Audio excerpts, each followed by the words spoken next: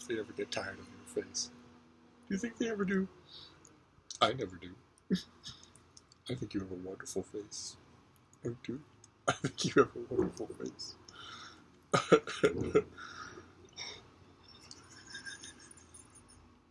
You're very lovey-dovey today. I don't know why. Good girl. Yes, you are. Hello, BookTube. Welcome to your Daily Penguin. This is our tour through my Penguin Classic wall, book by book, author by author. And the author that we have today, the book we have today, and author we have today is one that we've already seen. And a Penguin Classic tour for 2021, which I underscore is not, repeat, not going to happen. We'll not have a feature like this where we have a whole block of an author and then days or weeks later we encounter that author again. No. There's going to be order in place of chaos in the new Penguin setup. And the author today is Henry James, who we already encountered. This is Italian Hours, a work of nonfiction in the Penguin Classic. That we already encountered Henry James, a huge amount of him, fiction and nonfiction, a while ago. And this should have been with those, but it wasn't. And I'm not going ahead. I'm not hunting for books of any kind. I'm not searching to make this any kind of complete syllabus or at all. So when I was moving forward on the shelf just day by day, I encountered this next. And this is it's nonfiction. It's occasional pieces that had seen print. This book came out in 1909, but some of these pieces were going on 40 years old, where James visited all parts of Italy 14 times in his life, spent a lot of time there, and wrote constantly. And a lot of the times that he was there, even in the 1870s and 1880s, he was writing pieces for money. He was writing travel pieces for money. And he collected a bunch of them years later, and then he collected a bunch of them again. And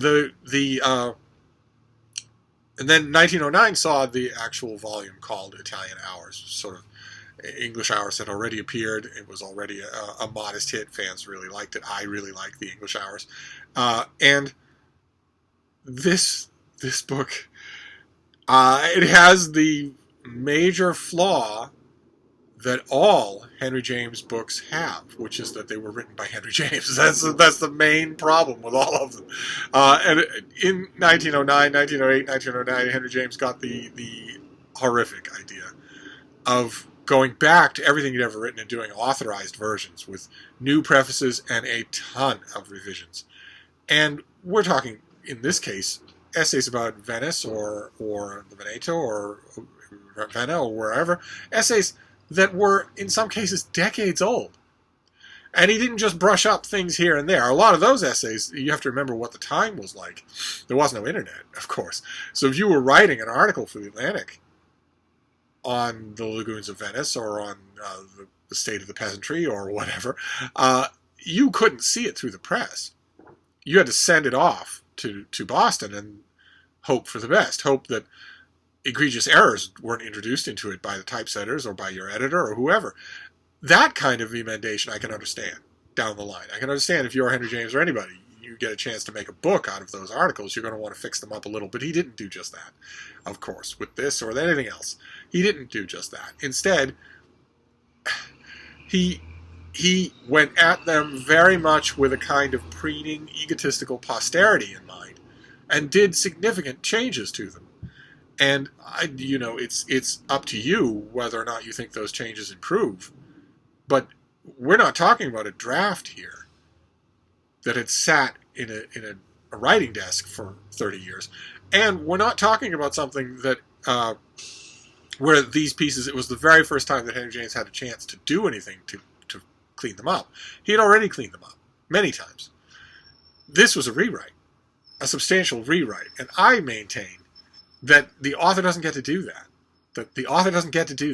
That these pieces were already lodged in the world long since by the time he did Italian Hours for a 1909 edition. That's the edition that we have here, although the introduction is fantastic. The introduction is by John Auchard, A-U-C-H-R-D, and the introductory essay is fantastic, and it does the reader the service of laying out side by side a couple of segments from these travel pieces, one on one side the original from 1874, 1884, or whatever, and the other from the 1909 edition, so that you can see the kinds of changes that are happening and judge for yourself whether or not you like them. I don't think that past typographical errors, James should have changed these at all.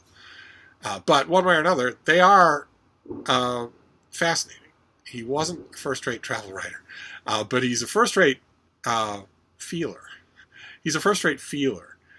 And although he is a snob and sort of clod-footed bourgeoisie, and that comes through in every essay, the snobbery especially, good Lord. Why do the wrong people travel while the right people stay at home? But even though that is all true, he is still a great writer. So watching Henry James take in A Busy Day in Rome, or A Hot Summer Afternoon on the Bay of Naples, watching Henry James do that is going to be fascinating, no matter what you think about the author, and no matter what you think about whether or not he should have revised as heavily as he did.